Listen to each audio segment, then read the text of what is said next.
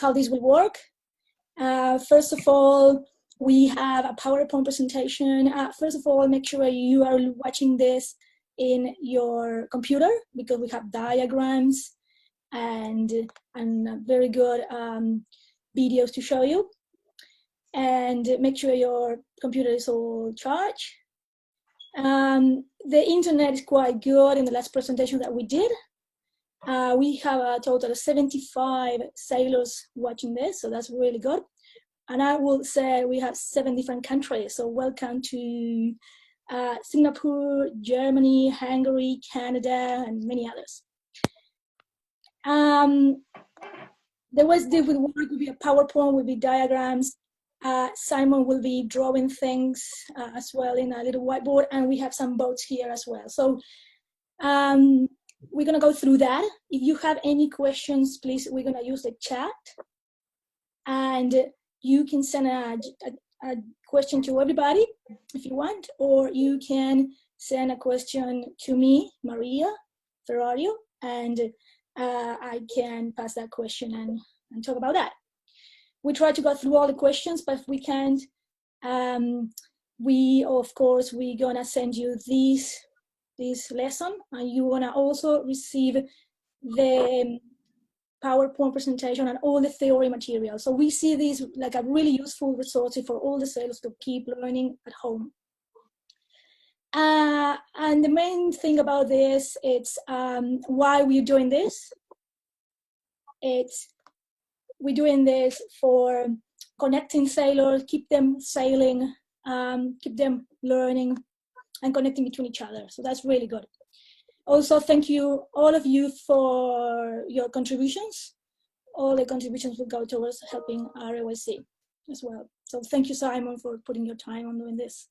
And thank you as well, big effort for all the RAYC team, with Shelley and Suelen and Kerry and John and Nick, and for developing this with us. So I think we are all ready. Thumbs up. Let's see, everybody. If you're ready, do this. Nice, nice. Let's see. Cool. Excellent. So, first question for Simon, just to so everybody can know him. When did you start sailing, and why, and how? What boats? When I was younger, my parents owned a keel boat. So apparently I was on a boat a few months old, and sort of never really come off boats ever since. I'm always on a boat at some point during a week, other than during lockdown. So sort of grew from there. My dad used to sail Zephyrs and 3.7s in New Zealand, and we started sailing, learnt to sail on the Hamilton Lake, and then moved up to Kohi and sort of went from there. Now I've been all over the place. Awesome. And this, I always tell the sailors, this is a very interesting time, and it's really good we're using this platform to keep connecting and to keep learning. Can you tell us talking about interesting, can you tell us any interesting story? Anything that happened in sailing to you?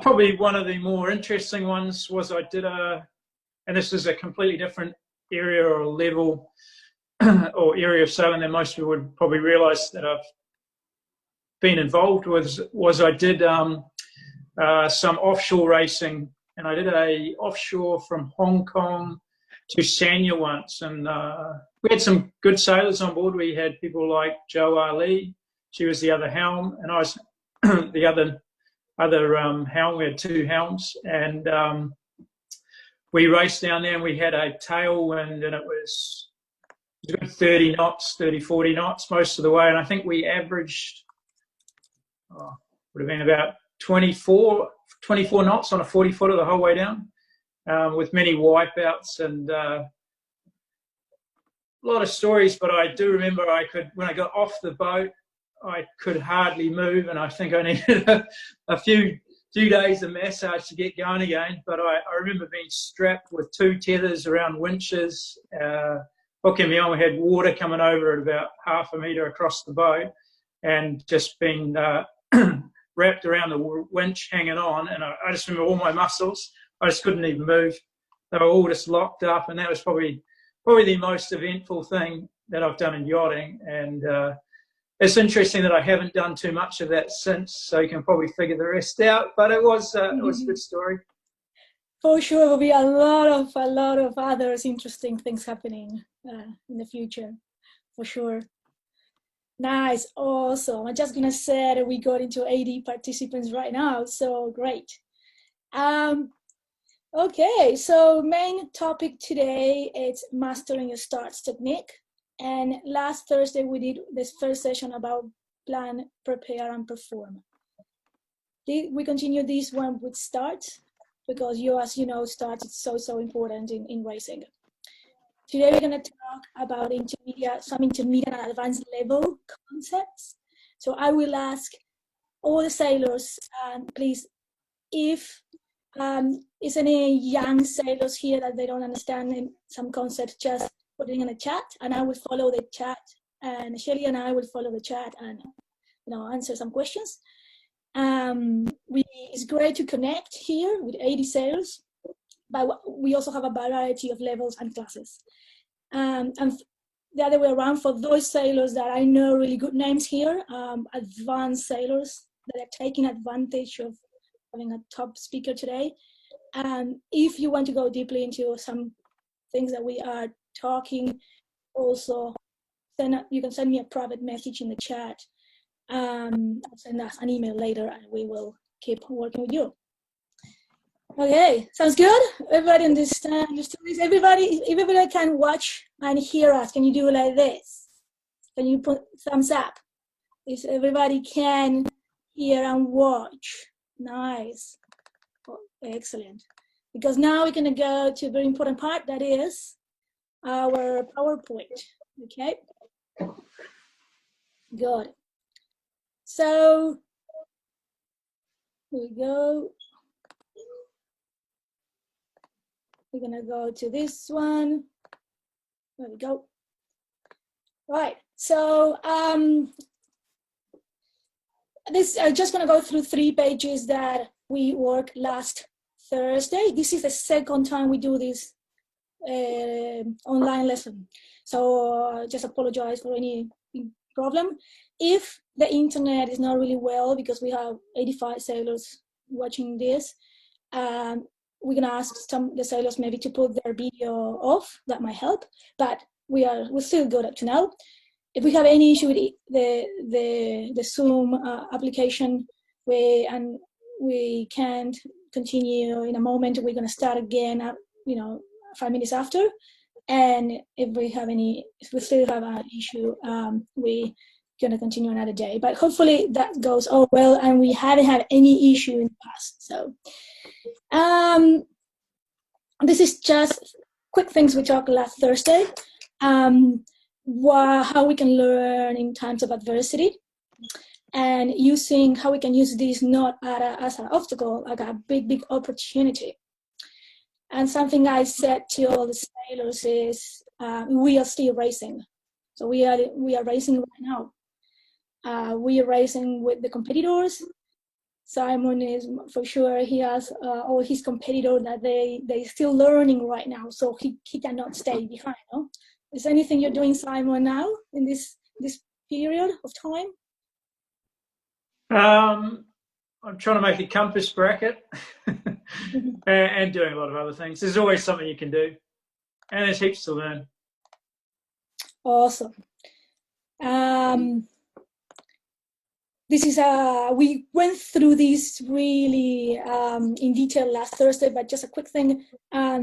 This is a great period of time to learn surf-learning skills, surf-learning attitude. This is, as coaches and race sailors, we see that it's a great skill for the junior sailors to gain, and for the youth as well, and for the seniors. But if you want to go from junior classes to youth classes, you might not have the same support and resources. So it's really important that you can use this period of time to work on how you can learn and how you can get the skills. So that's why we did this diagram, yes, about what you can learn and how, okay? You will be receiving this PowerPoint, so we're just gonna go really quick through this. Why? This is why we are here, everybody. We have an awesome sailor, and this is what we are gonna be talking today. Right, this is, everybody received this, so we're gonna go through this. The first 4 or 5 points will be quite fast, but the last points we might go through those in more detail. We target the lesson from 1 to 1 hour and a half, okay? But if we see that the sailors are asking a lot of questions and it was really interesting, and we can cover all of this, don't worry, because we're gonna have a time on another day. So that's great. Okay, before we go to this, please, if you have any questions, just ask, and we can cover them how we go, or we can cover them at the end of the presentation. So Simon, can you tell us something about this? Okay. Okay, so this information you'll get, you can read through it a bit more afterwards, because you should get hold of it after the chat today.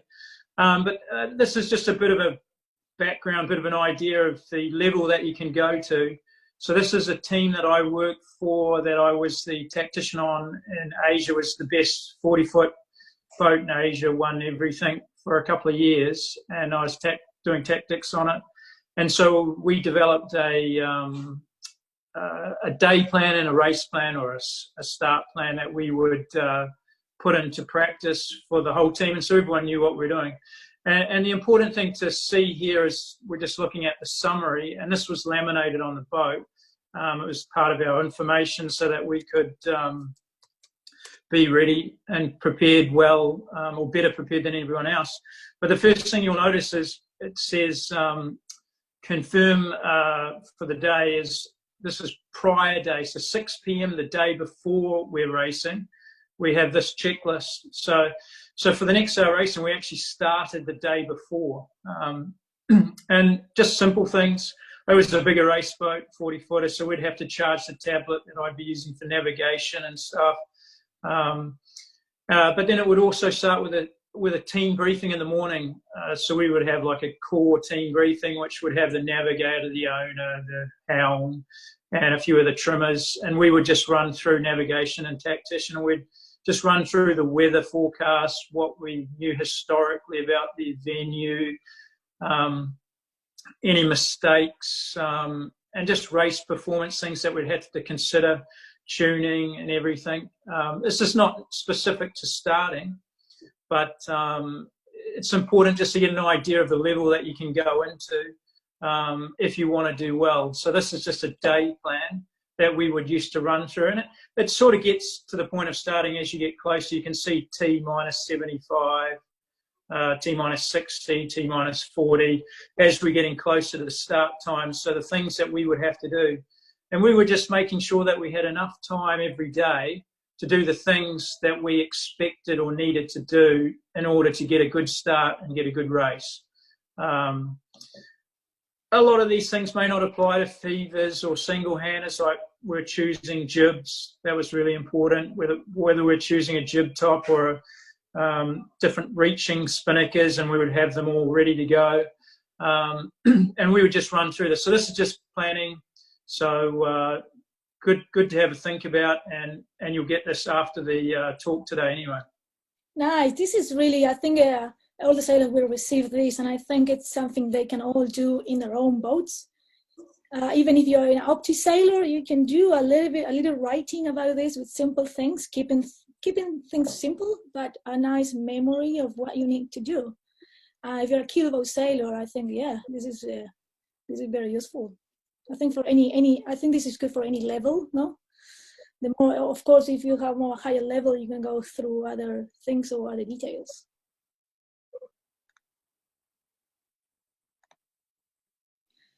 So yeah, we started now with race plan, and I was. This is the race plan, yeah. It's a slightly different. It has a few different aspects of it as you move through it. But the biggest thing to do is obviously you have to determine your race strategy as part of your race plan. Obviously, some of that is historical in terms of the venue. For example, maybe there's a geographical wind shift left as you go up the point. For those Opti kids in New Zealand that have just done a regatta down in where is it? Just off the ferry there, and there's always a big left-hander coming out of the point to the finish on the second beat. Things like that. You've got to think about the race plan that's going to come into effect for you, whether you want to start on the left-hand side of the line or whether you want to start on the right-hand side of the line. So those things are important, like whether there's more pressure on the right, more pressure on the left. So we can just flick through this quickly. You'll see there's other things that I'm also looking at before the start, like tuning, speed, pinging ends. Pinging ends, we're going to get into that in more detail, whether you're in a big boat or a small boat. Small boat, that might be just getting a line of sight. Whereas a big boat, you'd be pinging it with instruments on board. And then you've got danger zones. So like you'll see in here, areas that I prefer to stay out of on the start line for different reasons. So you can have a read of this afterwards. And obviously the pin-in bias, there's certain things to look for. And the same thing for boat ends. So now we'll have a look at, we're going to go into more of the transit side. But just before I go into the transit side, I just want to say that with starts, they're actually quite complex. We all know that with a good start, you normally have a good race. Seldom is it the other way around. So if you do good preparation, you're normally probably going to have a better start, and hopefully you're going to have a better race.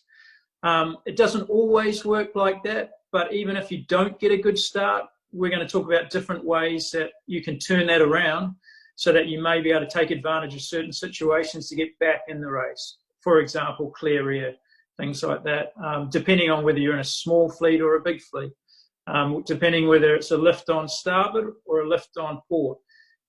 So there's all these sort of things. So the first thing that I just want to start off that Maria's working through is just a quick example of line of sight. So this is more applies for dinghies, but for every race that I do that's a serious race, not so much a small club race, I will get a line of sight. So like, for example, at the Fever Worlds last year,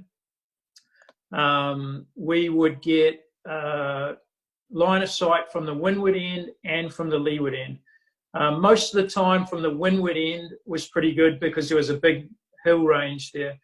We had about 80 boats. Now, 80 boats, it's really, really critical because 80 boats can have a longer line. So a line of sight, you come up to the windward end. So if you go one back from that one, Maria, one more back, other way, just so it's on the windward end. Yeah, that's the one. So there we go. So I come to the windward end of the boat and I look down the line. Most important thing to look for is the start staff. So it's normally orange, and that's what they're going to line up with. And most of the time, the race committee normally use an iPad with a camera and they're videoing it for the start.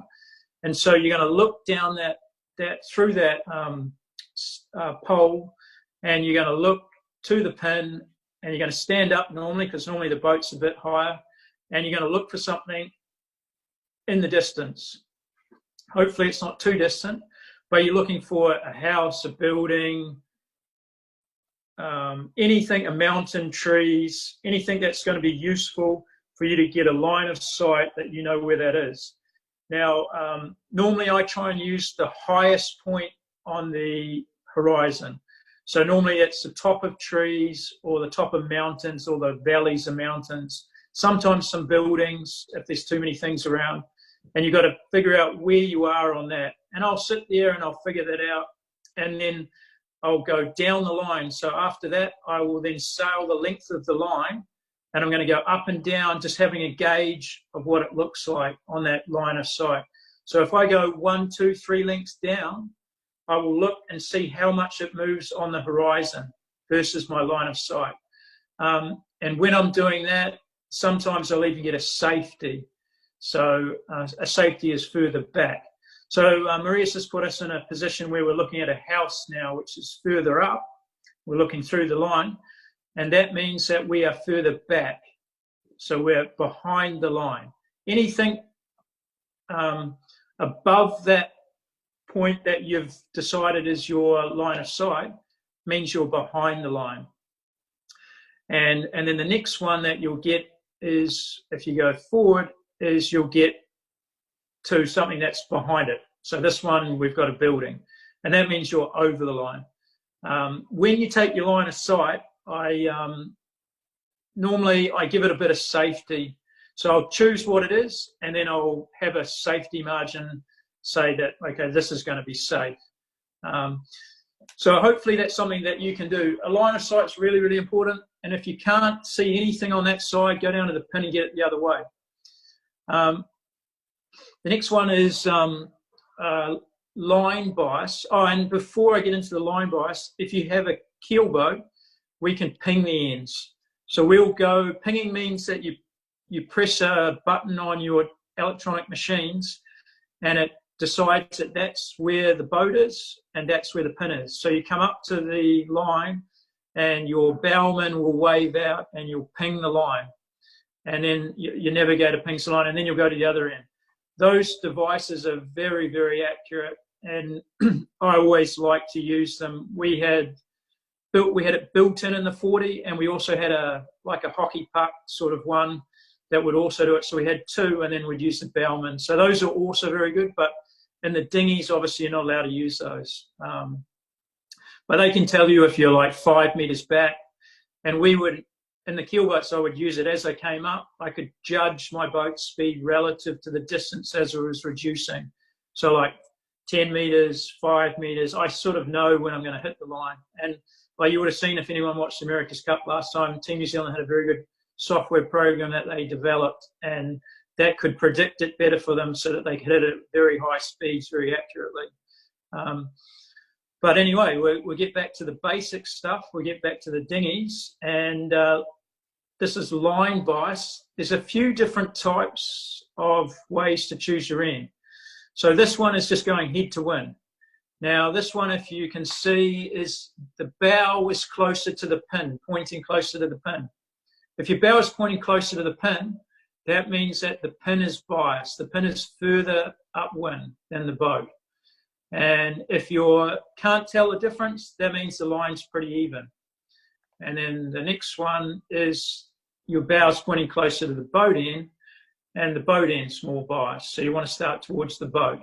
That's a very, very simple way. I still do it quite regularly. Even in the actuals, we'll do it. Don't do it on keel boats because the software's so good, and instruments are so good, but I definitely will do it in a fever.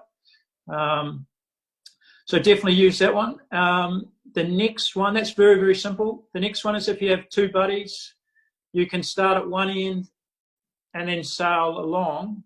So if you start, so we see the boat that starts in green and the boat starts in red, and then the next one, you'll see that the green boat crosses the red boat, and that makes sense because the boat end is biased. So if you click the next one, Maria, yep, and then see the starboard tack boats past the port tack boats, so you safely know that the boat end is biased. This method allows for tide and current as well, but it doesn't allow for wind shifts. And we'll get into the wind shifts more later. But that's one way you can do it that allows for a few different things if you're monitoring what the wind shift is at the time. This is another simple way that I use at different points. Don't really use it anymore, but if you are struggling to get the head to wind one, this one's a little bit more accurate. You can sail the length of the line, and you can get an idea of, so we look at the left-hand diagram, the boat on port sailing along with the sail further out. And you have it just set so the luff is just flapping and you're holding your main sheet. And then if you tack over and you go back the other way, if your sail is flapping, then you know that the end that you're sailing towards is the biased one if your sail's flapping for the same main sheet. So like in the middle one, the sails are set the same, and in the right-hand one, your sail would be flapping when you're the red boat for the same main sheet. Your main sheet has to be more in to be trimmed. So then you know that the boat end's biased. This is another way to choose your line. I've used that one a little bit when I was younger, but don't tend to use it as much anymore. But if you're in real doubt, you could always try that one as well. As you get better at doing this and the more you do it, you just start to get a feel for it. You get that Yoda feeling and you just sort of know what's going on, whether it's boat end or pin end, you can sort of just tell. Yeah, it was just you're making a little drawing in the sails. So I think what the sailors need to be looking when they practice this is how they have the sail, this one or this one, no? Yeah, that one would be flapping more, coming back the same way for the same main sheet. You can see that it needs to be further in, so then you know that that point heading in that direction is the right way to go. Start at the other end or where you're pointing to. So that's line bias. I mean, line bias is important, but it obviously depends on many things. So maybe we can do some questions on those if anyone's got any. All righty. Yeah. How is everything going? Good? We still have the attention of everybody. I think this was part 1, and we have at least 5 more parts. So make sure you are taking notes. You have your little book and your pencil, and you are taking some notes. And yeah, just take advantage, guys, that you have some top sailors and you can ask questions. Okay. So if anybody have any question, you can put it in the chat. And Shelley will be reading through and let us know the questions. If it's any important question, of course, you can unmute yourself and do it yourself, or you can let Shelley know and just talk with us. It'll be really nice to hear to you. All right. If we don't have any questions, we can move through to the next thing. We can go through the next. Okay, so the next thing that I've got is we're gonna go through. Oh yeah. Now you can go. Is tide pressure, wind shifts, and geography and main opposition consideration. So this is just an extension of your race plan. Before you get into it, you've got to decide what things you're wanting. So if you see that there's more pressure on the left, then obviously you're going to favour to start more towards the pin. If the boat end's more biased, then you have to weigh up the consideration of whether you go slightly more to the boat. Is the start worth more than the unfavoured side of the track, because you're going to have to sail all the way across to get to where you want, if it's pressure that you're after that's in the left. So you have to consider wind pressure, tide, geography. Geography is, or geographical, is to do with land, like points. If you got more shore, normally you sail towards the shore side more. So the people at Koei, we all know that we sail more on the left-hand side of the track than the right-hand side in the southwest.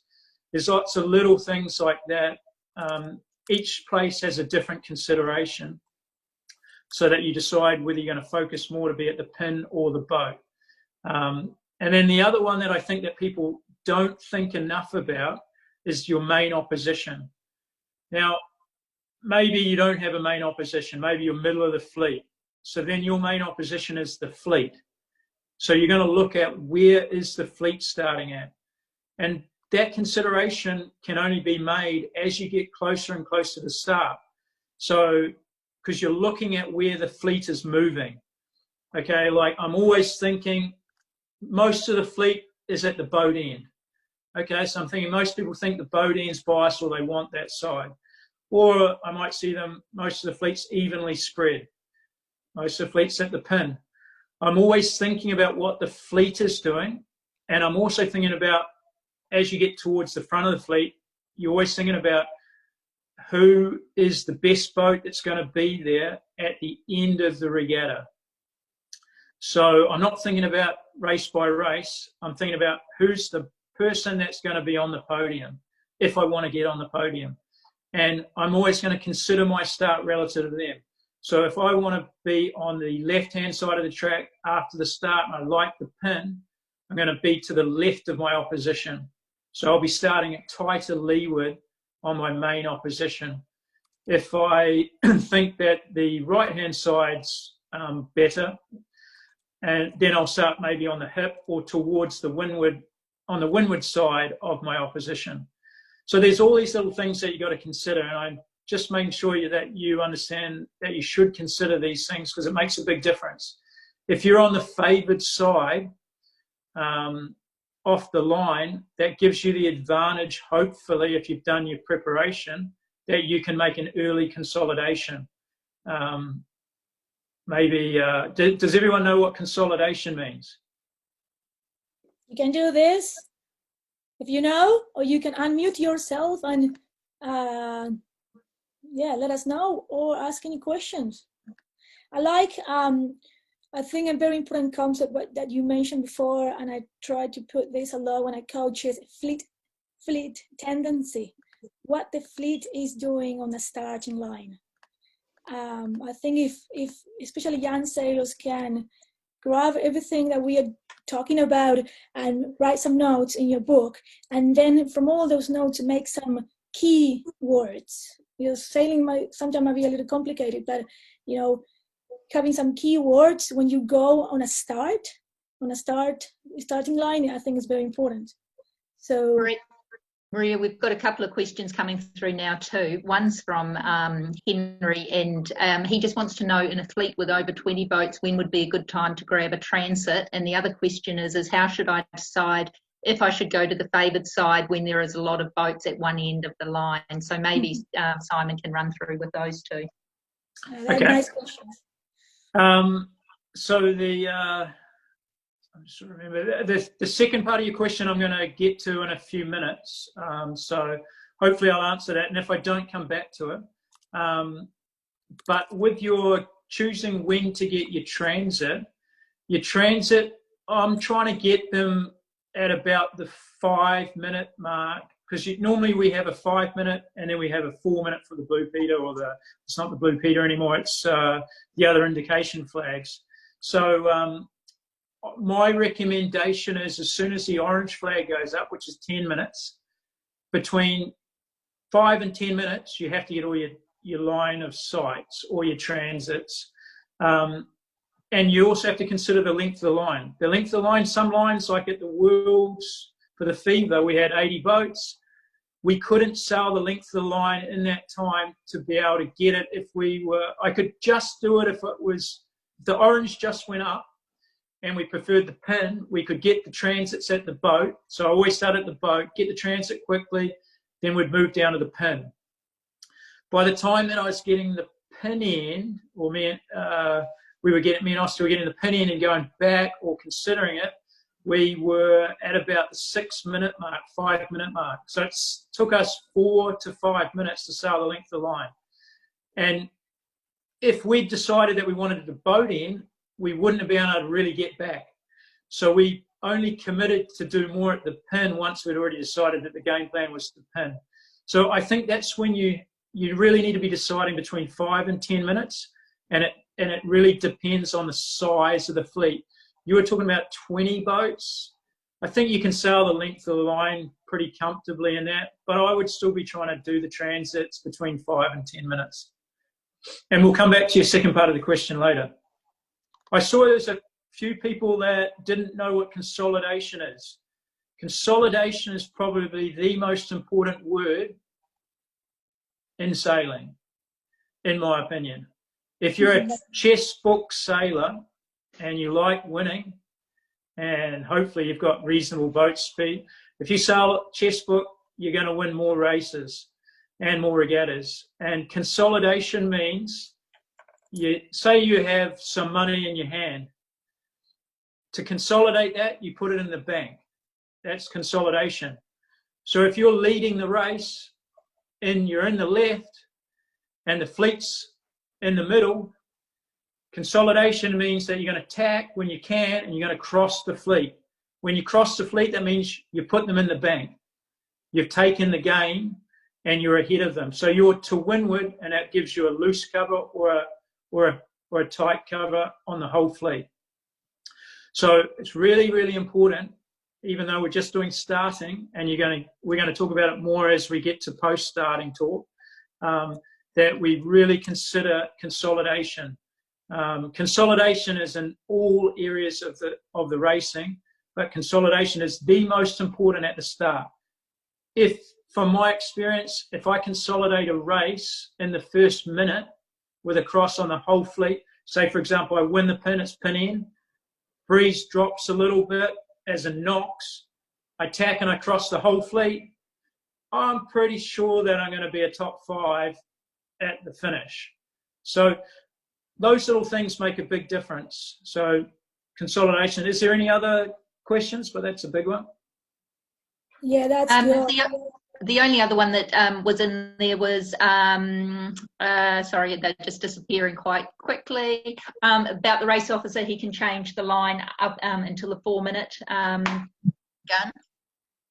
Yeah, that is correct. What happens at that stage? Yeah, it's quite funny. I just finished my RO course with John and Linda Parrish recently, and it was interesting seeing it from the other side. And they've obviously got all these considerations that they want to do to have a fair start, and they're always trying to make it perfect, or as near to perfect as possible. So that, yeah, they can swing it down to that. Everything has to be locked and loaded. I think, yeah, if I remember correctly, it was 4 minutes. But that doesn't give you a lot of time to be able to go and get a new transit. So you have to sort of commit to what you're doing. If I can see them letting line out, I know that my transit's pretty much worthless. So then I'll just manage my risk. And you're going to hear me talk about that a little bit later on as well. Managing risk is really, really important as well if you want to win regattas, not just races, because managing risk is really critical to not get OCSs, not get BFDs, and even do stupid things like get a DFL in a race because you end up in a corner because you've taken too much risk and you missed a shift or missed some pressure and the fleet passed you. So I'm always looking to see if the course or the start line has been changed. If the race officer's dropping warp, you can normally see that. You can see the person on the bow. Sometimes not, because they can do it inside now with electrics, but you can see that they're dropping back the way that the boat moves. Seldom do they move the pin, but they can if it's normally a boat. But keep an eye on it. I don't tend to see too many times they move the pin if it's an actual buoy.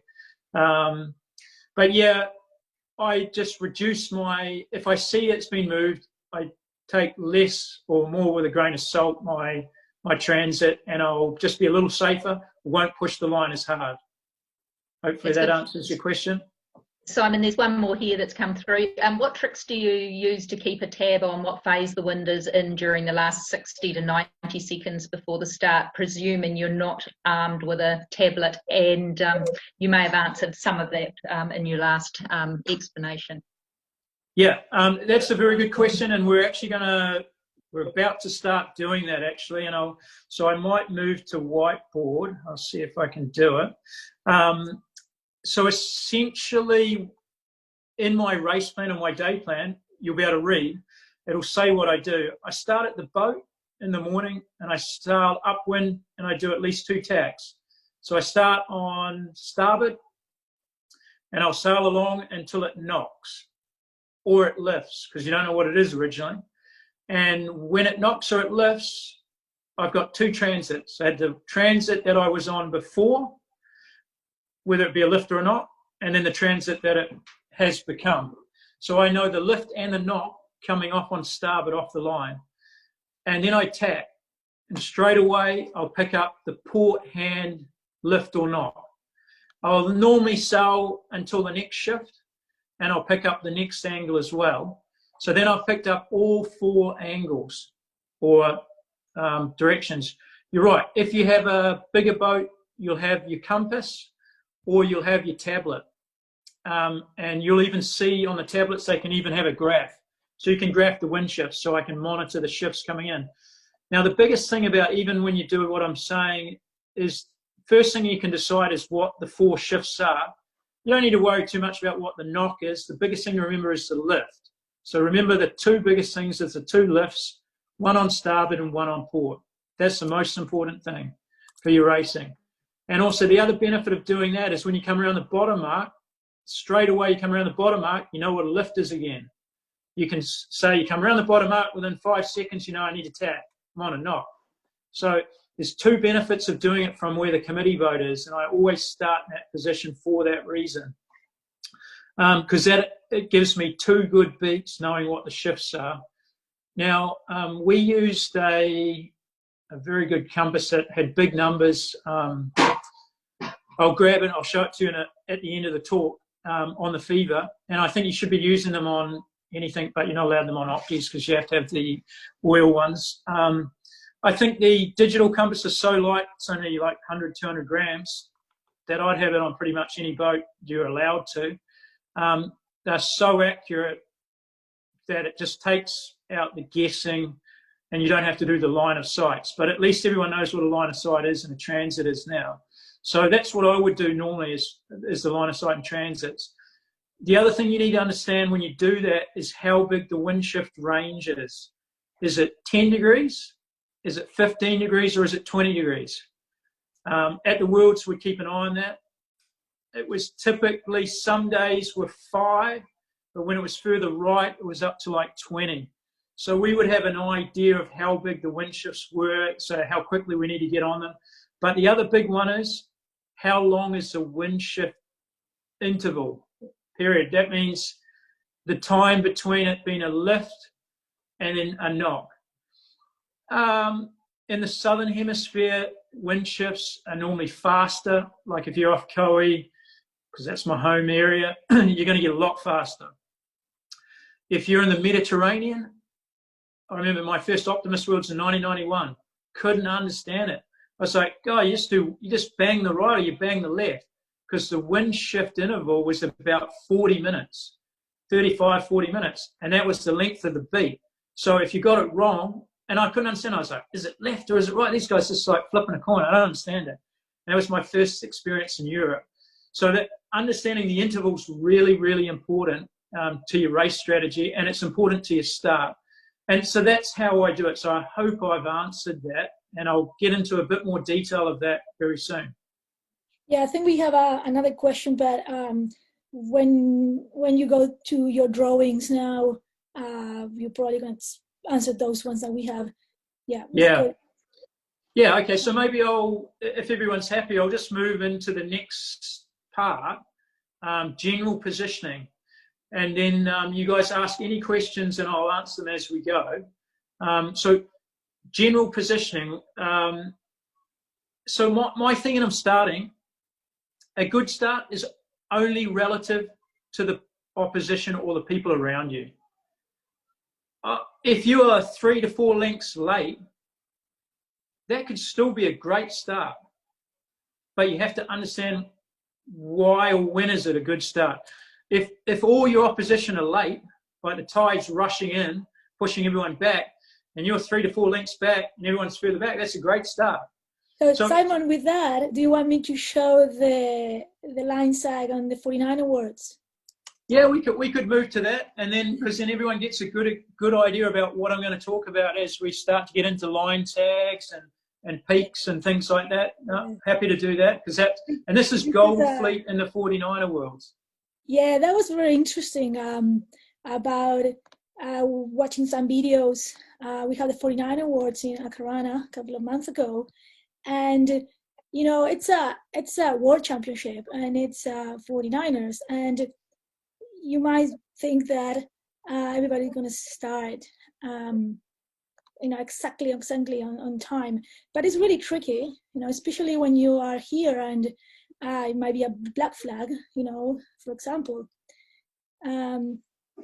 But you can see now we're going to go through just this part here. Also, you need to be looking, considering your acceleration gap, of course. This is not an opti when you can be quite close to the line with a 49er. But you're going to see that there's still a little bit of line sagging in this moment, like here. So you can see in this line, where's the majority of the fleet? Generally just under the boat. But it's also quite a well spread line, but the bulk of the fleet is up towards the boat end. Yeah, and that also have to do because probably if you see further up, I don't know if you are able to see my mouse. I'm showing the mouse there, Simon. Can you see that? Yep, I can see your mouse. Okay. So you might see a little bit more a wind on the right side, and but it's interesting to see that it's probably we're gonna get some audio. In this moment, it's probably 15 seconds to go. Yeah.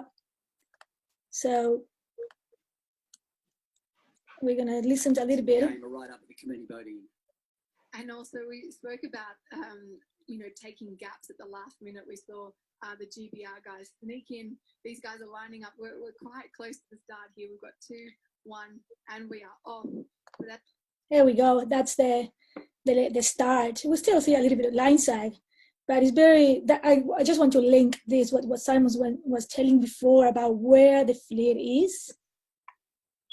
I think that's quite good to watch some videos and go over that.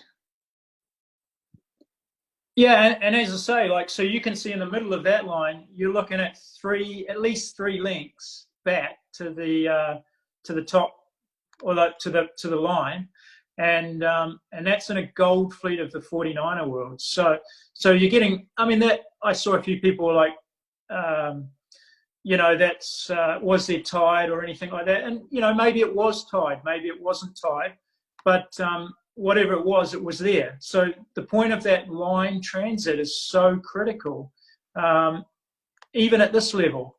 So make sure that you really learn these things so that you can apply them. And as Maria's pointing out, you know, you can see some of the things that I'm about to start talking about the amount of boats up there. And everyone probably has an idea where there's a lot of boats, you're probably not going to get a good start. So there's all these considerations as well. And I talk about them being considerations and risk management, because to win a regatta, you need to apply common sense and risk management. It only takes 1 or 2 bad starts to put the pressure on, and then suddenly your regatta can start going downhill. So you've got to do a lot of risk management and consider all these things about where the fleet is and why you want to start there, and do you want to be the pin boat, or do you want to be a little bit up from that? So that's the sort of thing that I'm going to get into. But before I get into that, I'm just going to talk about generally where you want to be relative to the other boats. So I'll just flick on my whiteboard. I think that some people are having a little bit issue with the internet. So can I ask the sailors to turn their video off? And that probably will help if the sailors can turn the video off. We maybe can have better connection. All righty, yeah. I think we just got 1 hour. We finished 1 hour. The first topic that we told you guys are the more probably we went through some details with those. Yeah, I think we're gonna target to get have 30 more minutes. So if I know there's a lot of questions and it's really good to see that attitude. If we can't follow all those questions, we can answer that by email if not. Okay, so I'll move to to general positioning, and this is what I mean. It's all relative to everyone around you. So so my biggest point is my general approach to starting is I don't like to come in from the starboard end to find a hole. So if I'm not thinking about getting the pin in, I'm not thinking about the boat in, I'm just thinking about getting a good place on the line and starting well. I always like to come in from the left-hand side. So here's the start. Here's the start line here. So my drawing skills might not be very good, but we'll find out. So the boats are stacked up. I tend to like coming in from this way. And the reason for that is because you've got more control of how to create a hole and also move the boats around you. If I come in from this way, these boats can bear away and close the gap, and I don't really have any rights until I've broken through. And to be honest, you don't really have any rights at all until you've cleared ahead of them. So my thinking is I don't do this move very often at all. What I tend to do is I come in from this side and I'm coming along. This depends. I mean, timing's quite important. I wouldn't be doing this at 20 seconds. So everyone saw that last race that we saw in the 49er. How do you think the British boat did in that? Probably not very good. I'm not sure if everyone remembered seeing that British boat ripping in underneath there on port. That's too late. 20, 30 seconds to go is getting a bit late. So I'm doing this like at the minute. Any earlier than a minute, I don't really like to hold the boat for a minute on the line in a position. I like to create my position and I like to assess what's going on or consider where the fleet is and what's happening and what the shifts are. So I'm coming in, I'm only considering the position of the boat, and I'll come in here. I'll tack over here and I'll use all my speed to go high. So I'll just rub this out and I'll draw it. So I come in and I come up and I go to windward. I use the boat speed to come to windward. Another good way to go to windward is to push the boom out or go past head to wind. If you go past head to wind, everyone will know that you don't necessarily have any rights. So keep it relatively simple and know what you're doing. So I normally hold higher into here. This is the spot I like to be. I like to create a gap underneath, but you don't want anyone else to take this gap. So you've got to defend this gap. If another boat comes in from below or above or behind, you have to bear away, use your boat speed, block them out so they go back, and then you tack back, or not tack back, but you do a big luff and come back into the same place. If you're really good at it, and I can tell you that there's some very, very good people at doing this, like the Spanish top 470 sailors, he goes wire to wire. So he'll tack from the left, he'll tack to get back into this position. He'll go wire from one side, full wire, to the other side, full wire. They look like they're virtually going head to wind, and they'll get right back into this optimal position after blocking a boat coming across who's now come down here. So you've got to get good at that, and the only way to get good at that is to practice. But essentially, getting back to it, this is the position I like to be on a boat, but I like to be back a little bit. Now, the downside to being back a little bit is you can't see, and if you're late to sheet in, you get a bad start. But I prefer to be here because this boat feels a bit more comfortable. If I move forward too much, then they keep working around or trying to go over me. So if I move forward up to here, they'll move forward. And I don't want to push my area up on the line. I want to hold them back. So what I prefer to do is stay back on them in that optimal position, but I'm watching my time very carefully. The other thing that you've got is you've got eyes. You can see the timer. You can see the boat below. You can see this boat here. and you can see this boat here. The other thing you've got is hearing, ratchet blocks. If you hear someone sheeting in next to you, you should be sheeting in faster than them. So you've still got ability, because you need to gain boat speed faster than them. So this is the position I like to hold, and I'm watching the time to do my trigger. The other good thing about being here is you're protected. The race officer sitting here can't see you. The pin can't see you. So you're not going to be called over early. Yeah, that's really, really useful, Simon. Yeah, thank you. I remember coaching some sailors, telling them, trust. They are in that position when you're showing. And I see some sailors, sometimes they don't trust too much in their time, in their watch. They sometimes you might be able to forget the line and forget the time. And if you are paying so much attention on the boats near you, maybe the windward boat pulled the sail too early, and you might do the same, and you might be over as well. Or the boats near you might pull the sail late, and you want to be late as well. So I think, yeah, that's a great concept. And also sometimes it's focusing on when the line is and your time, trusting that time. Yeah, and I mean, the biggest thing you also have to remember, and I haven't quite got to the trigger yet, is when the gun goes, you just want to be bow to bow with everyone else. You don't need to be any more, because if you've come from this position to this position, you're going faster than this boat, this boat, this boat, and this boat.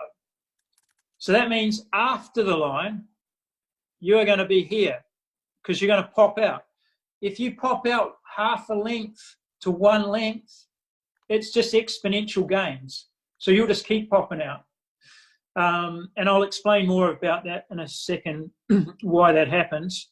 So that's ideally, that's where I am anyway. And the other if any sailor have any question about how to control, or how to watch and how to manage the windward and the leeward boat, you probably just write something in the chat. I think that's a really important thing about watching the leeward and watching the windward.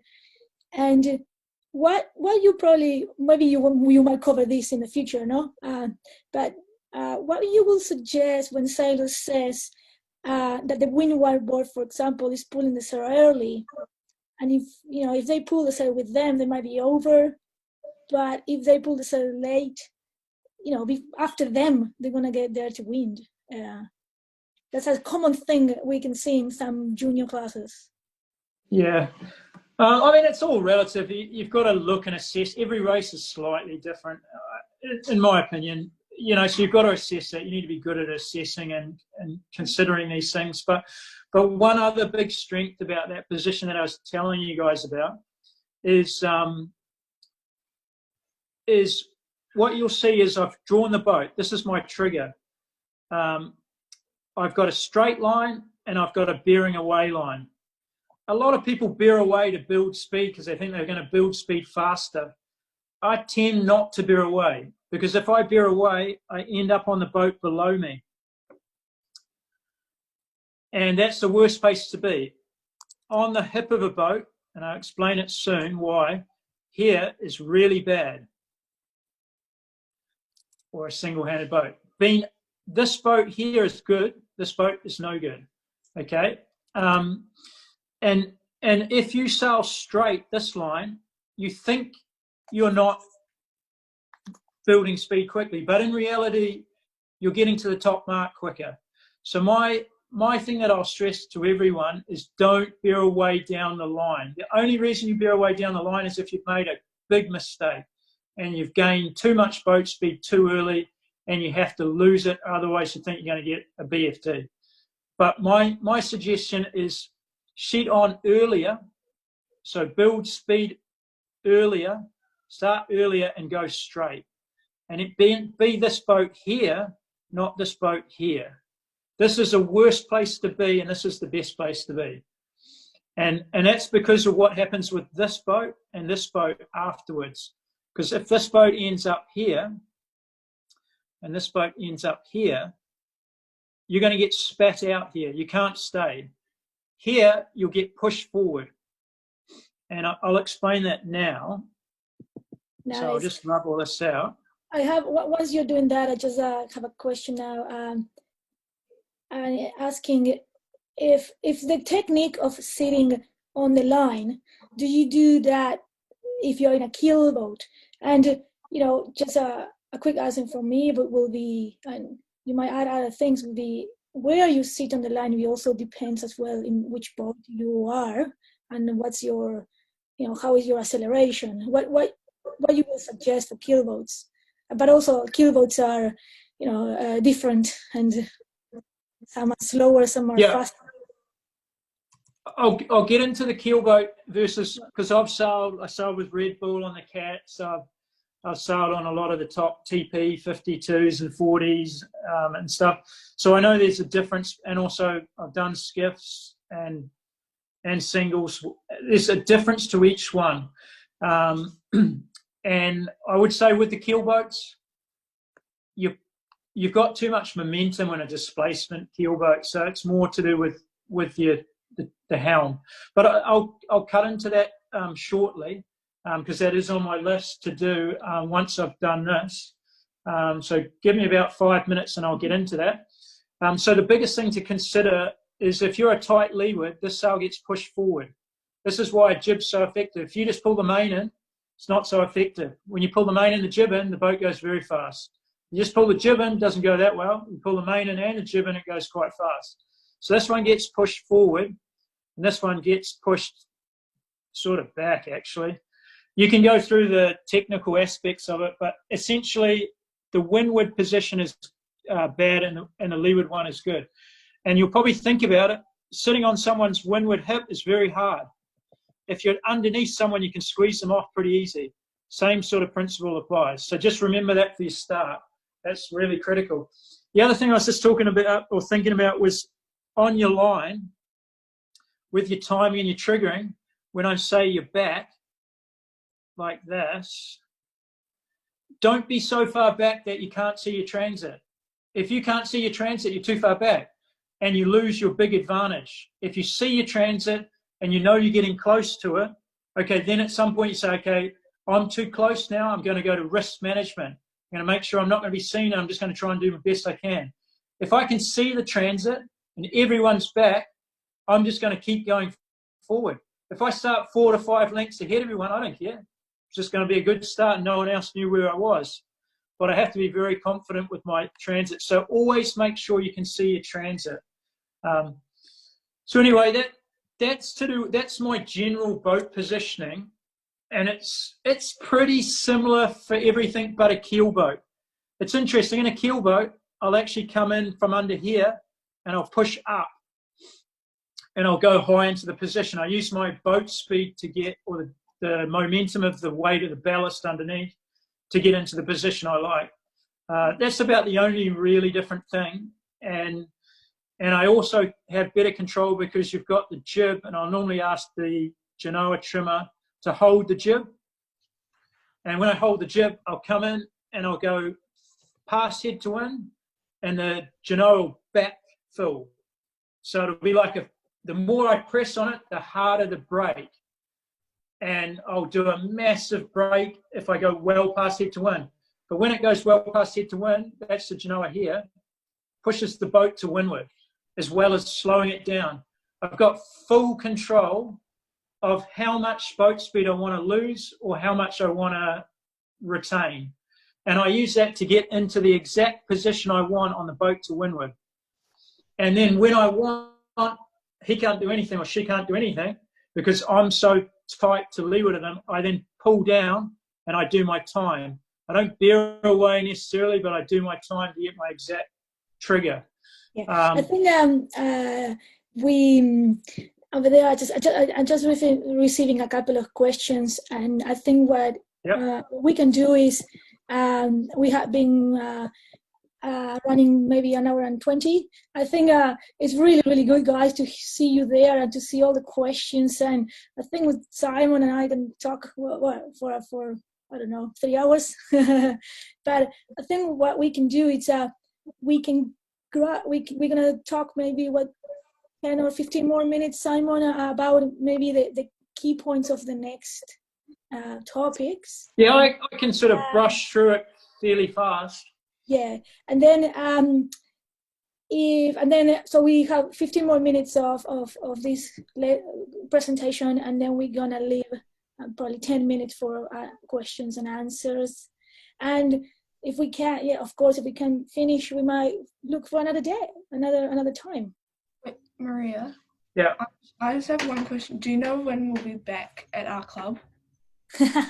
Awesome question. I have the same question, but we don't know. Hopefully very, very soon. Yeah, we're gonna be emailing all the Kawana sailors about that pretty soon. So very good. Thank you for that. All right. Let's go. So the last point on general positioning, I just want to give everyone a bit of an idea. Windward weight and leeward weight makes a big difference. If you've got leeward weight, it means that you can get a quick pull down in. If you've got windward weight, you can't accelerate quickly. So like at the gun, I normally have more leeward weight so that I can do a pull down. And I think even in that video that Maria showed, it even had someone talking about someone doing a pull down or whatever. So I just want to be very clear about that. Understand weight positioning is really important. Never have too much weight on the windward side leading into the start. And also it won't help you get windward positioning getting tight leeward. And the other thing that's really important for double-handed boats is in the light, you want to use more jib or the clew of the jib. Just this bit here is really critical to be able to glide to windward, okay, on your boat. Now, in the breeze, it switches. This becomes too heavy for the rudder. So we switch to mainsail load as it gets windier. Make sure you know that really importantly, and also understand vang. If you've got too much vang, you won't be able to control it. The vang needs to come on as you're coming off the line, opposed to having too much vang on pre-start. So just understand the difference of having a little bit of jib and a little bit of main. The other really important thing is coming into the trigger is I like to have 75% of my sail set. It's not doing a lot of pull. So I've got the luff sort of flapping, but it means that the wind is flowing most of the way around the sails. So it means that I will be able to get to full boat speed quicker than anyone else. If your sail's flapping, you won't be able to build boat speed quickly. So really understand the difference if you want to get a really quick trigger is have your sails setting at about 75%. So you're in a higher mode, but a lot of your sails are flowing. And a lot of people don't really understand that. But if you can get that right, you'll be surprised. Have a practice on a mark and you'll figure out pretty quickly that you can accelerate a lot quicker, even though the boat's not moving before you trigger. So have a practice with that. Nice. And talking about acceleration, I have a question here about, does your approach to the starting line change with a U or with a black flag? Oh, for sure. Risk management is actually a part of the next topic. Risk management's really, really important. For example, if it's a small fleet, I'm not really worried. If I'm a length back or I'm right on the line, it doesn't make any difference. If it's a big start, having a good start is quite important, but more important is the position on the line. So it's not necessarily about being over, but certainly if it's a BFD, you won't see me within a length. And you would have seen that if you're at the Fever Worlds. We would have dropped back and we'll fight our way up on a BFD, on a black flag start. So definitely risk management is very, very critical. Nice. On a U, pretty much the same as a BFD. They're not, unless they're general, but it's outside your control. I treat them the same. If it's an open start, yeah, I'll push it pretty hard. But once again, risk management. If you get a BFD or a UFD and you start in a world championship, it's going to make it very hard to win the regatta. Like I remember me and Oscar did really well at the Worlds. We managed our risks really well. We managed our starts really well, and the sides of the courses. We didn't always get them right. And that really gave us a big jump on points on the next boats. But in saying that, if we'd just picked up one UFD, we would have had a hard job to win the Worlds towards the end, because it would have put a lot of pressure on. So for sure, risk management's really, really critical. Good question, and I'll keep going, and then we'll get more into it. So small fleet, I'm more considering boat on boat, and boat on boat is more boat me relative to the opposition. For example, do I want to be on the windward side or the leeward side of my opposition? I'm not really as worried, unless it's a really biased line. I consider all these things, but on a small start, smaller fleet, I'm always considering more about the opposition and which side to be on for the first shift and stuff like that. The other thing that, as you're starting off, and someone just mentioned leeward, just popped up, and that's quite a good one, is I prefer actually a tight leeward. Anyone that sails with me always likes, we'll just have a tight leeward on this group of boats, or a tight leeward on these group of boats. I'm always talking like that. So I do prefer a tight leeward on a group of boats that are in a position that I like. And it's one thing I haven't really talked about, which I was sort of working towards. Oh, there's so much stuff to do with starts. I could talk for hours. But yeah, like here's a bigger start line. Yeah. But for sure, smaller starts, I'm not that worried. It's more about the opposition. But big starts are really important. So this is really the big game here. This is where it makes a big difference. So if you've got a big line with 50 to 100 boats, your position's critical. For example, if you've got a bias, that bias is huge because you've got to consolidate early. So you've really got to know the biases and understand how much is it. Is it 5 lengths or is it 10 lengths of the bias? As the bias gets less, I tend to worry less about the bias and more about which side of the course and the first shift I like. So you have to consider those 3 things independently. And I'm just going to make one comment. Ashton, upstairs, you need to stop putting all these messages in. I think you know, Ashton, but yeah, we can try to keep the chat for question and answers, because I think I had 3 questions and I need to ask you, Simon, but I lost them. So sailors, we're just gonna use the chat. You can chat with yourself after the lesson, but if you have any question, just put it right now. We have probably 15 more minutes, so yeah, put your questions. And talking about, I think I had 3 questions, but you answered 2 of them already. One question that I'm missing before I forget is, what happened when you cannot see a transit on the either side? You don't have any transit on the right side or the left side of the starting line. Yeah, it's a good point. Say, for example, you're well out at sea, or there's fog. I was talking to Maria about this earlier. I like to sail up and down the line, up and down where I think it is. And I try to get like a Yoda feel.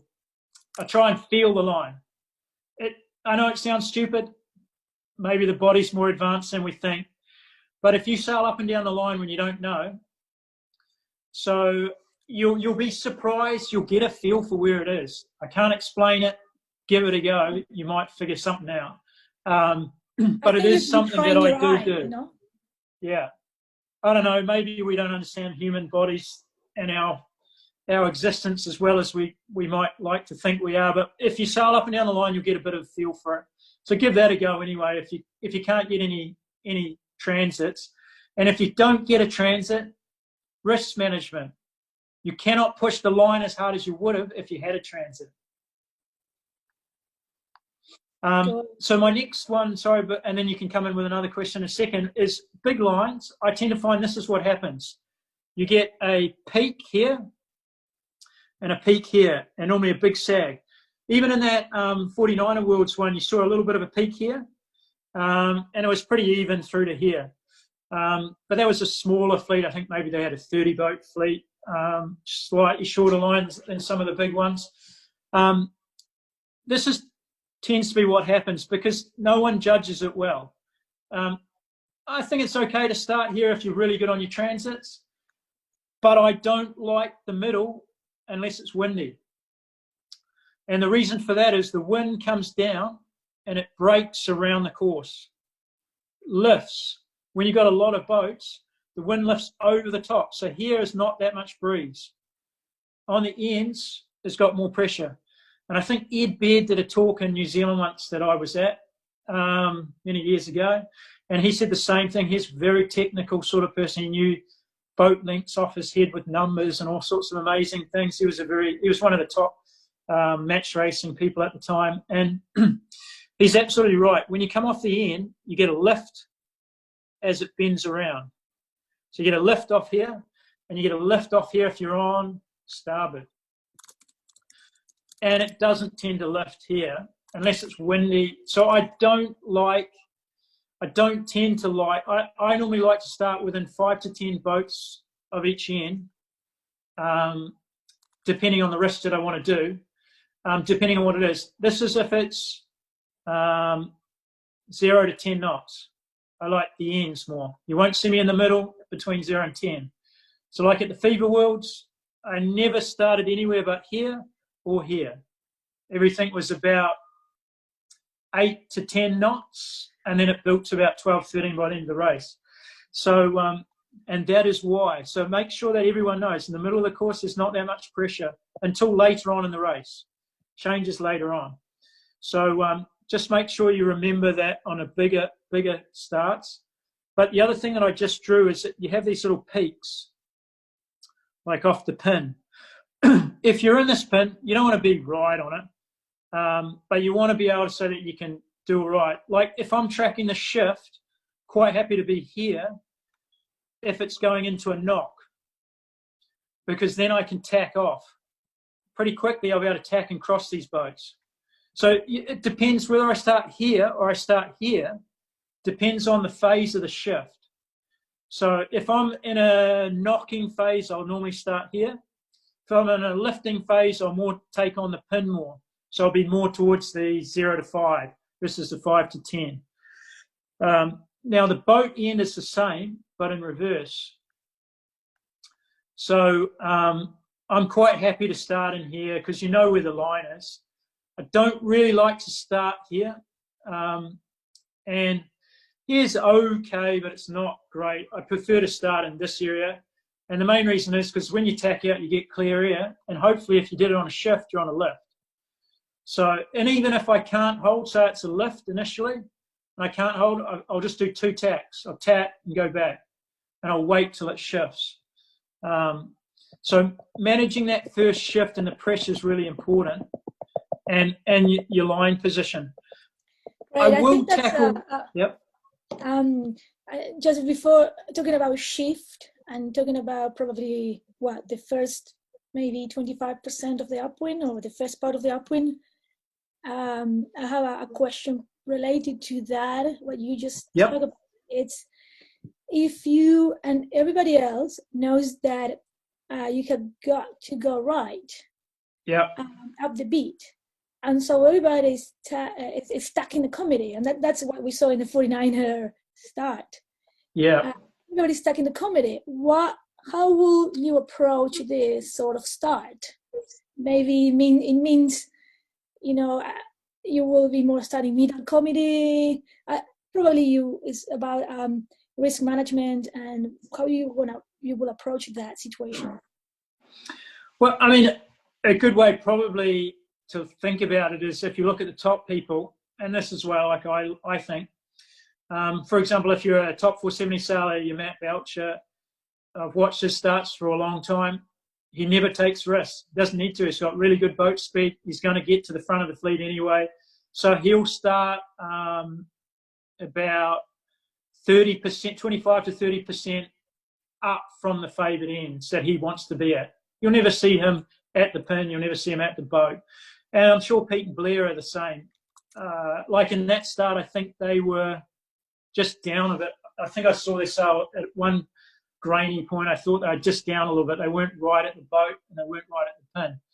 And so I think managing that aspect's really important. And it depends where you are in the fleet, whether you're really, if you've got the boats, you know you're going to get there, if you get a few shifts, get a good start, you've got to add that up. Now, if you don't have the boats, you maybe have to push it a bit more.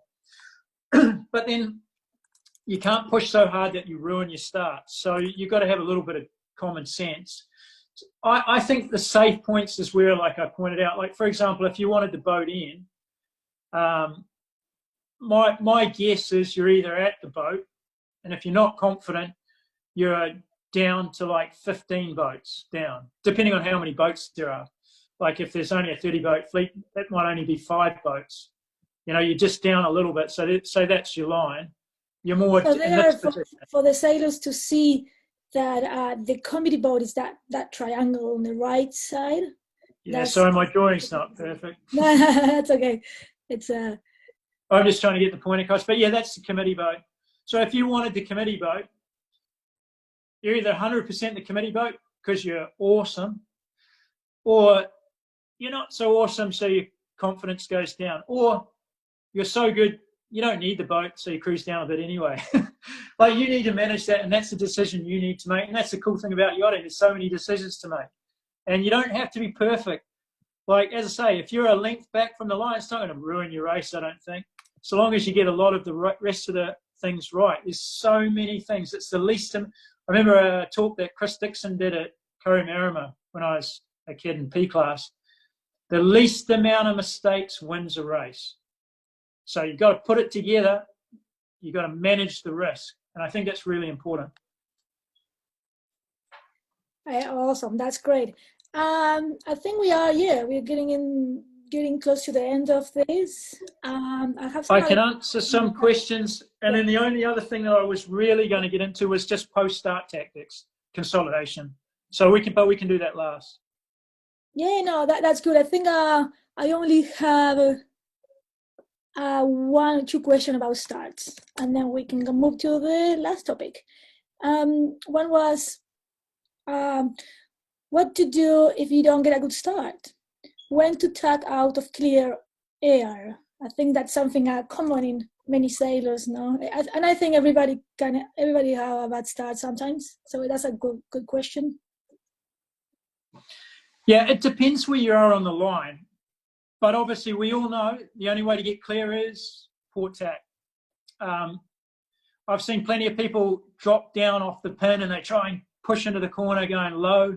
Don't do that. You want to tack back and you want to take sterns. While you're taking sterns, you're not losing anything. You're actually getting a gain. The wind, like I'll show you. There's a boat. There's a sail. There's another boat. There's a sail. Whilst you are crossing sterns, their wind is helping you. You get a lift and an increase in pressure. So whilst you're dipping sterns, you get sucked up to their sterns. So I always take the tack early, and unless there's a boat like here, I always take the tack early and I cross sterns for this reason. And I cross sterns until I find a gap and I tack back into that gap, you know. And gaps appear, but it depends on your race plan again. It depends if you want to go left or you want to go right. If I want to go right, I'll just keep dipping stern so long as I'm cutting their stern. Cutting their stern means my bow's right on their stern when I dip. If you're cutting sterns, you're not losing anything. You're one length behind, and this is the next topic that I'm going to touch into other than asking questions, the wall. Now, I call it the wall. Everyone's going to go, what's the wall? The wall's a really simple way of understanding consolidation up the first beat, because you all pretty much come off the line unless there's a big sag, unless it's like this, and the wall can move. So if the wind goes right, the wall goes this way. and if the wall goes left, it goes this way. Is that right? No, it's the opposite because of the shift, sorry. So I watch when it comes up, so the wind has gone left. So the wind's gone left, the wall is like that. That means that a boat on this end can tack and cross easier. Oh, and sorry, the wall, I'll explain the wall a bit better. The wall is the line of advantage. It's the first boats off the line. I'm not talking about the boats that are 30. It's the best boats that got the best start off the line. I hope everyone understands that. So that is what I call the wall. That's like the advantage line. It's like when you watch America's Cup, they have that line on the boats. That's the advantage line. Yeah. So I call it the wall, and I'm watching the wall. And the reason why the advantage line of the wall is really cool is you don't need to think about wind shifts. You don't need to think about pressure. It just happens. Like if there's pressure out here, this part of the wall will move up. They'll slowly move up. And so that's what's cool about it. Because they're getting more pressure, they move forward more.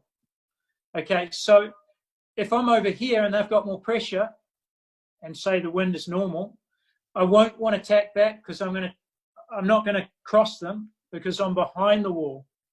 But if the wind has gone left and there's not that pressure out there, and while I can see that I can cross boats, I'll take a tack and I'll cross. Because remember, if you can consolidate early and you can cross these boats, these are the first boats off the line, the best starts. So there's no one out here because this is the best boat. This is boat end and I was pin end. If I can tack and cross, I'm leading the race. So I'm watching that consolidation line and the wall or the advantage line, and I'm watching it all the time. Even further up the beat, even after a couple of tacks, I'm watching that line, making sure that I stay ahead of the advantage line. And that's a really important thing to do. So you guys should think about that. It allows for tide, it allows for wind, allows for everything, but take the gain early and consolidate. The other thing that I just wanted to talk about is your mode offline. So now we're into item 10, which is post-race. So you've had your starts, good or bad. Say, for example, I come off the pin end. Maybe I start here. Maybe this is me. Doesn't really matter. What mode should I be heading in? Well, there's three modes. Actually, there's best VMG, there's high mode, and there's a low mode. Most people sail a high mode off the start line, you guys might remember. I know if this was a classroom, I'd get you to answer this and I'd get a bit more interactive, but this is okay. I'm hoping you're thinking about it in your head. Off a start line, a lot of people sail a very high mode. They're normally in this mode. And then after about 30, 40 seconds, everyone starts to get more back to race mode. But if I'm off the pin, there's no one below me. So if I want to take advantage of the jib on the main, I want to take and get this close, I want to take the high mode. So off the pin, I'm always sailing as high as I can. Everyone stacks up on me, going back like this, and they get dirty air. They find it really hard. They go, oh, guy's sailing so high. It's just ruining our race. And you have people going, oh, go down, go down. If you hear people say, go down, you're doing a good job. I think we hear that a lot. After that, yeah. We hear that a lot in the active and in the P class sometimes, so it's good. Yeah, many sailors will be thinking in that right now. Yeah, and then, but what it can do is if it knocks, it's an easy tack. And sometimes it doesn't even knock, and I'll still consolidate and tack. Say I think it's an average shift. I'm going to take the gain, and then I'll go like 40 seconds to a minute, and then I'll tack back. I'll tack back here, and I've got the whole fleet. And okay, there's one boat over here that's quite close to me. I don't really care because I've got 90% of the fleet. So that's what I would do off a pin end. I'd take a higher mode. Off this end, I'll only take a high mode if I'm on port tack, because the same thing, you know, the wind sucks around and I've got people stacked up going this way after a wee while. I hit a normal VMG quite quickly off the boat. In actual fact, in the wind, I try and hit a faster mode and I roll the first boat. Because once you roll the first boat, then you're basically off. So off the windward end and the breeze, I'll push for a faster mode. And if I can get over that boat, then I've got a big lane, because then it drops down to this boat. Then I've got a bigger gap. So I'm always trying to get over that boat. And if I'm not quite over it, then I'll go slightly higher. And then I'll keep pushing and pushing until I get over this boat. Once you're over the first boat, then you can keep going all this way if it's a lift. If it's a lift, that's what I want to do. I'm wanting to stay above this boat but roll them, and then I can keep going. That's the biggest thing to consider. I think with that is really good. And once you finish with this, I show you another video with what sailors are doing after the start. And we can do a recap of some key points. And yeah, that's awesome. But I think the simple thing is consolidate. You doesn't have to, and if you're watching the advantage line or the wall, you can't really make it wrong if you have a good start. That's what we always say. A good start, it's one of the main things. But if you have also a bad start, you can catch up. Yeah, but just right don't sit in dirty air for too long. Like, too many times I get frustrated watching my son Ashton sailing in the op deck for about 1.5, 2 minutes. The problem is, after you keep going for like 10 or 15 seconds in dirty air, it gets worse and worse and worse. You want to tack and you want to pick up that advantage dipping sterns as early as possible. You can even put in 20, 30 tacks if you stay on their sterns. You can keep doing it, but if you slip off it, then you've got to reduce your tacks and keep your clear air. But don't sit in dirty air for more than 20 seconds. Awesome, that's good. That's excellent. Well, I don't know if the sailors have any other more questions. I can probably see if I can share this, and we can finish this with another video that I have about a start. I don't know if we can do maybe a quick recap of, just for the young sailors in this video. Just for all the sailors, guys, don't worry. I know that we cover, and Simon's awesome, and he covered like, I don't know, 20 topics. But don't worry, because you're going to be receiving the recording of this and the PowerPoint. So you can go through this recording 20 times if you want. I think that makes sense. But we can probably just do a recap and talk about some probably 5 key points here. I think for me, it's pretty good. And we talk about, planning and analyze the place and analyze the wind conditions. Just try to make it quite simple as a conclusion. We talk about where the fleet is. Like in this one, many sailors want to start on the committee. We talk about line sag. In this place, it's quite easy to find. It was quite easy to find a transit.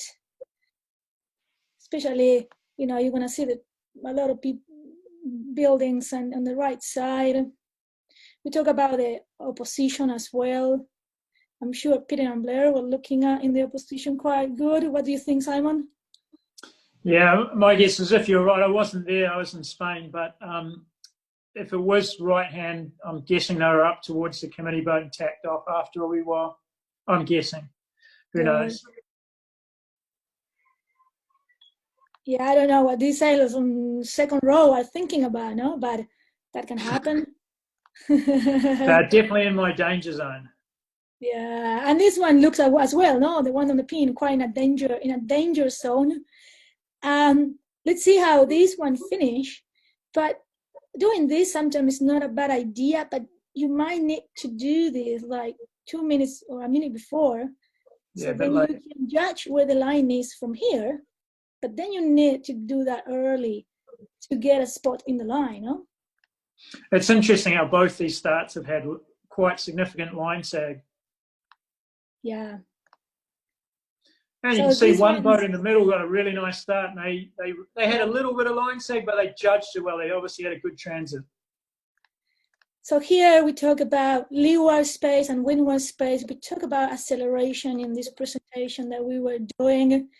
And now we're talking about high mode, like Simon says. You might Yeah, like see that. The Danish boat there would definitely want to be in a high mode. Yeah. Because You that's can see what their happened in the one on the opportunity to tack and cross. Yeah. We talk about there to wind, you know, what happened if you are here, you know, if, of course, if you are this boat, you don't want to stay there, sit there, you want to tack.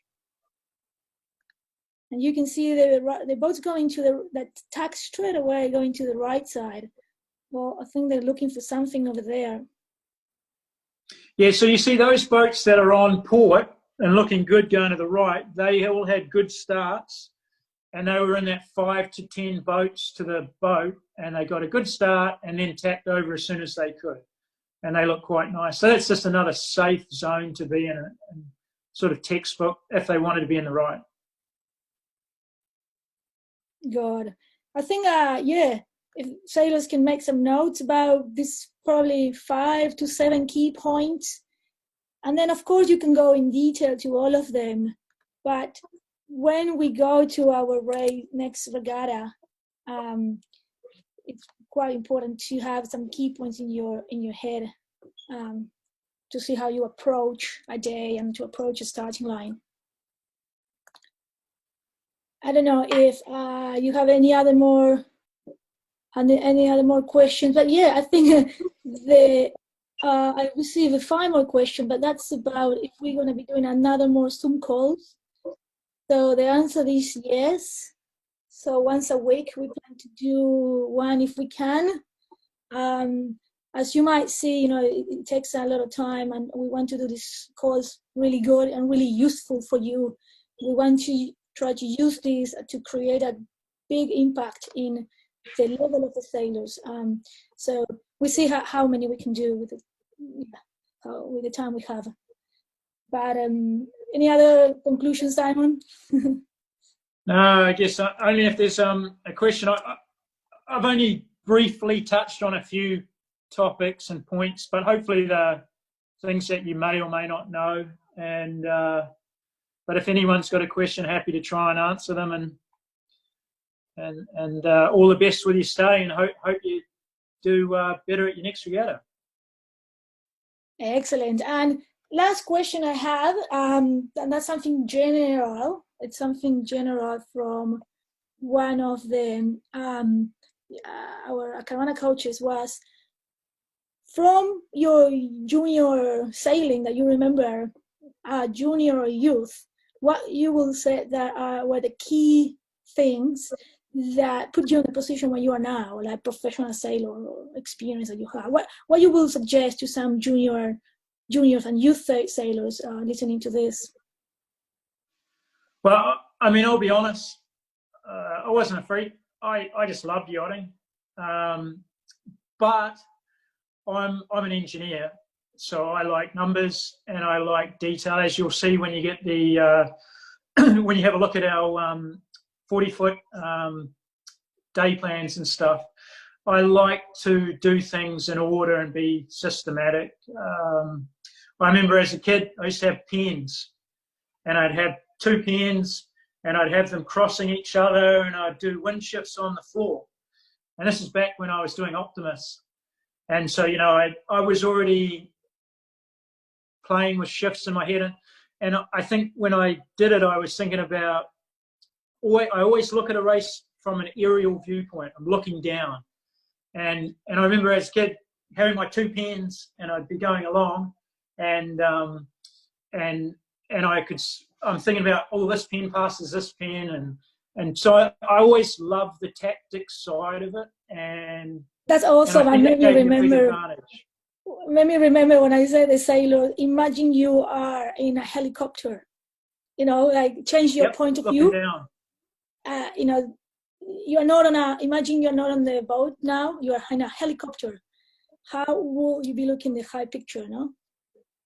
Yeah, and I think that'll change your perspective, and that's a big thing for me. When I was younger, I was always applying that, so my opposition didn't really have much of a chance. They were very good, but if you apply the chess better than they do, you're always one step ahead of them. Makes it pretty hard. Awesome. And I think I have the last question, and if any dinghy sailor, junior sailors got enough tips, we hope to see them again pretty soon in the water. We're gonna be doing other sessions, of course. But I have another question from a keelboat sailor. What you will say we talk about general things here, and what you will say are the probably 5 key points or 4 key points for starting on a keelboat. Oh yes, starting on a keelboat is huge. Teamwork's really important. I think the relationship between your bowmen is really important. But I also think people underestimate the rudder. So depending on the boat, some boats have bigger rudders than others. On the boats with the bigger rudders, you've got a lot more control of the boat, and it's more like you can slow the boat down a lot. So like I was saying earlier, I let my guys trim the boat. I always like them to trim it nearly 100%. So in any mode that I steer the boat, I want to be going at 100% boat speed. I will lose the boat speed by me saying hold the jib, and then the genoa trimmer knows to leave it in, not let it go, and I'll go past head to wind, and I'll do that big stop, and I can control how much stop I want and how much lift I want into the start line, and then I'll come back onto and press onto it to do my judge to build speed. I think there's a huge amount of feel in that, and I also do S's. So I'll steer left and I'll steer right while I'm trying to lose time, but I'm generally using the boat speed to stay very tight leeward on the boats around me and create a big hole below. So in a keel boat, depending on how high performance it is, I know that as you're coming off the line, if you've got a big gap below you, you can drop the bow down a few degrees and you can pick up a half a knot more than the other boats, even in a one design. And that's enough to really rumble, and then the boats to windward of you are gone as well because you punch forward too much and you can get over boats. So I think that judging the time in the keelboat and having good teamwork with your main sheet and your genoa trimmer and your bowman is really, really important. I think that's probably the most important thing.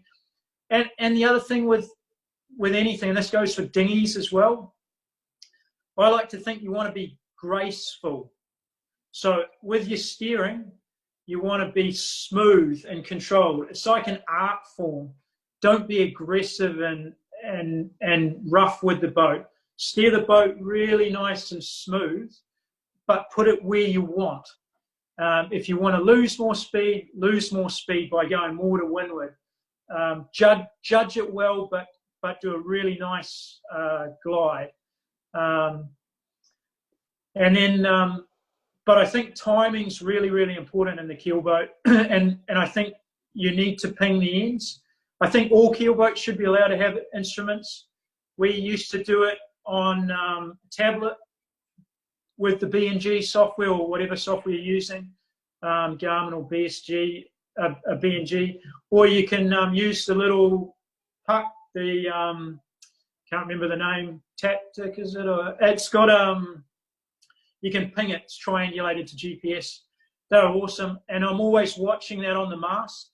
So I have that on the mast of the boat, and I'm always looking at that, judging it, and watching the bowman on his hand signs. Make sure your hand signs are really good. I can't remember if I've got that in the thing, what the hand signs were, but we used to have hand signs. So I would know whether we're one length, what he thinks, and I'm judging what he thinks, what the mast thinks digitally and what I think, and then I'm judging relative to the boats around me. And yeah, I think if you do that, you should be able to do well. But just work on holding tight leewards and then pressing off into boat speed. And practice, no? Yeah. And racing, practice and racing. Yeah. Yeah. Awesome. I think I'm just going to finish with this question. This is going to be the last one, guys. And it's quite interesting. We have in this chat a lot of the youth sailors, pretty good sailors in FIVA and in Laser and in 49er as well. We have many 49er sailors in this chat. What things he wished he had known as he was transitioning from youth to Olympic level, particularly around starts? And this is coming from a 49er sailor. Okay. It's not necessarily starts, but it is. I used to go to the Worlds every year, and I did pretty well. I won youth medals, I won P, Starlings, all of that sort of stuff.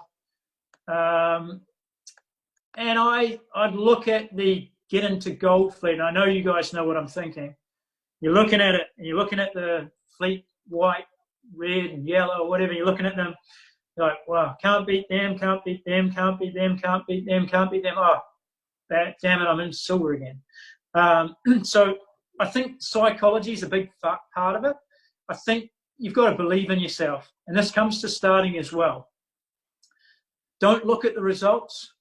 As Hamish used to coach me when I was younger, he was pretty good at this sort of stuff.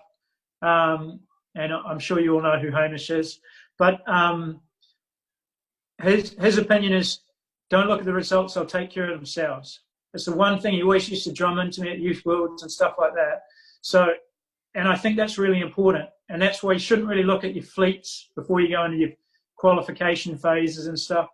Just believe in yourself. And this translates back to starts. If you don't think you can get a good start, you're not going to get a good start. If you don't think that you can beat the other guys on the paper, you're not going to beat them. So don't look at their names on the scoreboard, because some of those names are going to be impressive. For sure. What you've got to do is start believing in your own name. And the only way to do that is do the hard work. Train, That's nice. Prepare, do all the starting, make sure that you think you can do it, and just don't worry about what they're all doing. Have a good plan, stick to it. Believe in yourself. Got it. Keep it quite simple as well, and working on the priorities, and that comes with last Thursday we talked about mental fitness, and we did a big part about that. And so the sailors that were in that Thursday, they might remember this and link to what just Simon says. Good. So what we're gonna do, guys? Talking about mental fitness, we had a challenge for this week. So for the sailors that they were not there last Thursday, the challenge was that sailors need to turn up today wearing what they think they're gonna help their mental skills to win a regatta. So what we're gonna do is we're gonna ask you to send those photos, what you should wear when you turn up the last day and you are fourth in an Olympics and you want to go to the podium, what you will wear. And that have to do with mental skills, and that have to do with how do you feel about yourself, and not how other people will look. I did that with other sailors, and other sailors said, I wear my best sunglasses because people will think I'm smart. And that's quite good. But think about what will make you feel smart. And then we share another challenge for the next Thursday. All right. Any other more questions? If you have any more questions, guys, you can send me by email. And yeah, thank you, everybody. Thumbs up.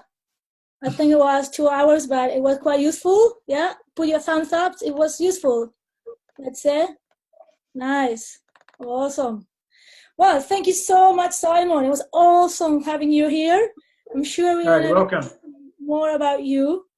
And we have another one we might prepare with Simon as well. So yeah, you will be receiving the theory material, and yeah, keep learning, keep using this time as a great opportunity. Me as a lazy sailor, I'm learning a lot. I'm using this time to learn a lot about mental fitness as well. How do you manage your pressure when you are in the front or when you are in the bottom? And I haven't had that time, and I haven't focused on that when I'm coaching and when I'm racing. So what are the things you can do now, guys, in this period of time when you're not in the water? Because then when you go back to the water, you will not have time probably to do this. And that have to do with webinars, Karana coaching sessions, going to YouTube and watch the 49ers World Championship, watching, learning material in the internet. We're gonna have another challenge have to do about designing your own, the best American Scat boat. So anything is great, guys, for you to keep learning in this moment.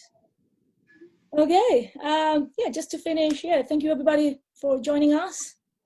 You can send us an email if you want with some feedback. We all are learning with this. This is the second time we do this. Awesome to see 80 participants, so nice.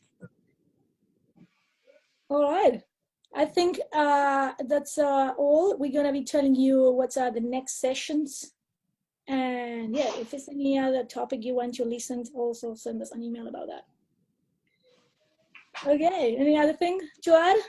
If anybody want to unmute themselves and add any other comments, good. If not, we will see you all probably next Thursday. Next week, just for all you to know, next week we have a American Scap sailor and Volvo Ocean Race, Tony Ree. He's gonna be doing a whole fitness session with you guys. It's gonna be practical. So you have to grab your fitness mat and do stuff, okay? So get ready next Thursday, grab your shoes, grab a big bottle of water and your fitness mask or whatever. You don't need any other equipment. Yeah, just a lot of attitude. So get ready for next week. We're gonna be sending an email about that. American Scap Volvo Ocean Race sailor teaching you about fitness for sailors, okay? Righty. Thank you so much, Simon. And we hope to see you again. See you later. Bye. Bye, guys. See you next week.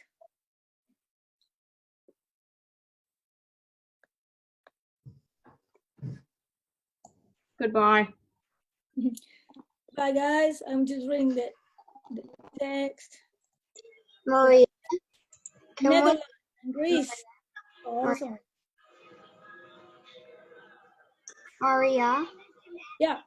you know how I asked, can we try the starting thing when we go back on the water where instead of dipping down to try and gain speed, then go off the line, can we try just going straight next session? Yeah.